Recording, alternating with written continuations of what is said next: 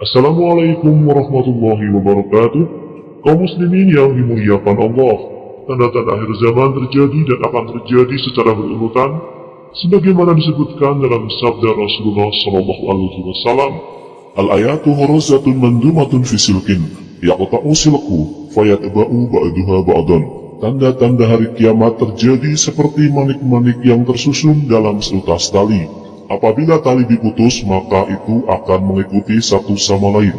Kemunculan Imam Mahdi merupakan bagian dari tanda-tanda ini, yang tentunya juga akan ada tanda-tanda lain yang terjadi sebelumnya dan terjadi sesudahnya.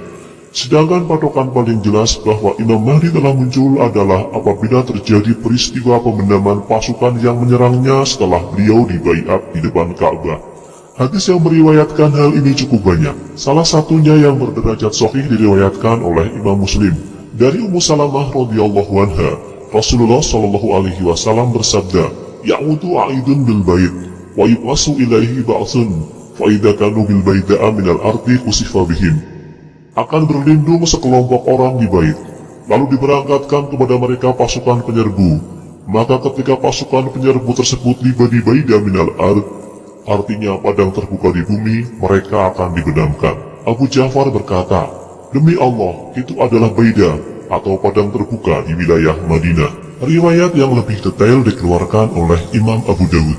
Yakunu ikhtilafun inda mauti khalifah, fayahruju rajulun min ahli Madinati haruban ila Makkah, fayatihi nasun min ahli Makkah fayuhrijunahu wa huwa karah, fayubayyunahu baina rukni wal maqam. Wa yub'asu ilaihi ba'sun min ahli Syam fayusafu bihim bibaida'i baina Makkah wal Madinah. Akan terjadi perselisihan ketika meninggalnya seorang khalifah, maka keluarlah seorang lelaki penduduk Madinah melarikan diri ke Mekah. Lalu sekelompok manusia dari penduduk Mekah mendatanginya lantas mengeluarkannya dan dia dalam keadaan tidak suka. Kemudian mereka membaiatnya di antara rukun dan maqam. Lalu mereka diserbu sekelompok pasukan dari penduduk Syam. Lalu pasukan penyerbu itu dibenamkan di Baidah atau padang terbuka antara Mekah dan Madinah. Dari riwayat-riwayat tersebut, lelaki yang dibaiat di antara rukun dan maqam di depan Ka'bah yang akan diserang pasukan penyerbu yang gagal mencapainya karena mereka dibenamkan ke bumi adalah sosok Imam Mahdi. Sahabat Abdullah bin Umar radhiyallahu anhu berkata, "Idza usifa bil jaisi bil baida'i fahuwa alamatu khurujil Mahdi." Jika sekelompok pasukan dibenamkan di Baidah, maka itu adalah alamat atau tanda keluarnya Al-Mahdi. Sebelum kejadian pasukan yang dibenamkan ke dalam bumi tersebut, tentu saja ada peristiwa yang mendahuluinya juga. Di antaranya disebutkan adalah kematian seorang khalifah dan perselisihan di antara manusia yang berdampak pada kota Madinah. Di zaman sekarang tentu saja itu belum terjadi, tetapi ternyata ada tanda lain yang dikaitkan dengan peristiwa pembendaman pasukan di bumi yang sudah terjadi pada masa kita. Sayaudu bima kata aidun fayuqtalu, thumma yamkusu nasu buhatan min dahrihim, thumma yaudu aidun akhar, fa in adraktahu fala tagzunnahu, fa innahu jaisul khasfi. Akan ada seorang yang berlindung di Mekah lalu dibunuh. Kemudian manusia akan tinggal beberapa saat dari masa mereka hidup. Kemudian akan ada seorang yang berlindung lainnya. Maka jika kalian menjumpainya, janganlah kalian memeranginya, karena yang memeranginya adalah tentara yang dibenamkan. Kata adza yang bermakna berlindung dan meminta pertolongan dalam riwayat ini tentu saja berkaitan dengan tema pembaiatan di depan Ka'bah. Akan ada dua orang yang melakukannya dalam masa yang disebut burhatan min dahrihim. Artinya jarak orang pertama yang dibunuh dengan kedatangan orang kedua yang sukses adalah selama suatu waktu dalam kehidupan mereka, yakni manusia pada zaman itu. Ini terjadi dalam satu generasi. Orang yang melihat kejadian pertama bisa melihat kejadian yang kedua.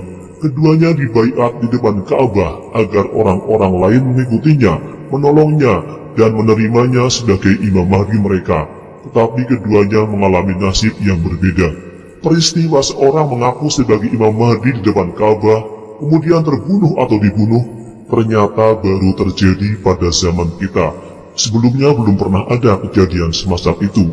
Ini adalah kejadian pada tanggal 1 Muharram 1400 Hijriah atau tanggal 20 November 1979 Masehi ketika Masjidil Haram dibajak oleh sekelompok orang yang mengaku sebagai Mahdi. Saat itu sekitar 400 hingga 500 orang yang dipimpin oleh Juhaiman bin Syaif al-Utaibi dengan Imam Mahdi mereka Muhammad bin Abdullah Al-Qahtani menguasai Masjidil Haram, meminta agar Al-Qahtani dibaiat sebagai Imam Mahdi, namun pada akhirnya terbunuh atau tertangkap dan sebagian akhirnya dihukum mati oleh pemerintah Arab Saudi. Artoh berkata, "Sampai kepadaku bahwa Al-Mahdi hidup selama 40 tahun, lalu meninggal di tempat tidurnya. Kemudian keluarlah seorang laki-laki dari Qahtan, kedua telinganya ditindik, dia di atas siroh Al-Mahdi, dia berumur 20 tahun, kemudian mati, terbunuh oleh senjata. Kemudian keluar seorang laki-laki dari Ahlul Bait Nabi Shallallahu Alaihi Wasallam, Mahdi Hasan. Siroh atau perjalanannya akan menaklukkan kota Kaisar, dan dia adalah akhir pemimpin dari umat Muhammad Shallallahu Alaihi Wasallam.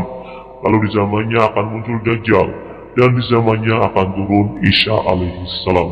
Asal ini urutannya terbalik, tapi data-datanya sebagian besar benar. Yang pertama kali muncul dalam kenyataan di dunia nyata adalah Imam Mahdi palsu, lelaki dari Qahtan yang meniru sirah Mahdi, Muhammad bin Abdullah Al-Qahtani, yang dibaiat di depan Ka'bah tapi akhirnya terbunuh karena senjata. Lalu manusia akan berdiam dalam suatu masa, yang juga kelak akan menyaksikan peristiwa pembaiatan seseorang di depan Ka'bah dengan hasil yang berbeda. Orang yang sukses dibaiat itu adalah Imam Mahdi pertama. Setelah peristiwa pembaiatan dirinya, dia akan diserang pasukan Sufyani dari arah Sam yang akan dibenamkan ke dalam bumi.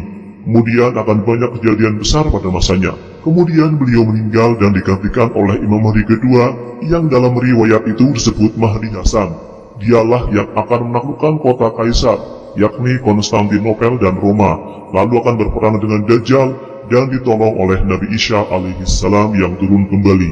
Sekarang sudah 40 tahun lebih sejak kejadian di Masjidil Haram tahun 1979, di mana bisyarah tentang seorang yang berlindung di Mekah dan terbunuh menjelang kemunculan Imam Mahdi telah terpenuhi. Berbeda dengan tanda lain semacam gempa bumi yang berulang kali terjadi, peristiwa itu merupakan tanda yang sangat spesifik yang hanya terjadi satu kali. Problemnya adalah kita tidak mengetahui secara pasti berapakah sisa waktu dari umur suatu generasi sampai kemunculan Imam Mahdi dihitung dari peristiwa Masjidil Haram tahun 1979 tersebut. Ini bisa beberapa tahun lagi hingga maksimal 30 tahun lagi kalau kita menggunakan rata-rata umur manusia sekarang, yakni 70 tahun. Perhitungan ini hanya untuk persiapan dan bukan memastikan. Karena yang dapat kita pastikan adalah waktunya kian mendekat. Dan insya Allah, jika Allah menghendaki, akan terjadi di abad ini. Wallahu a'lam bishawab.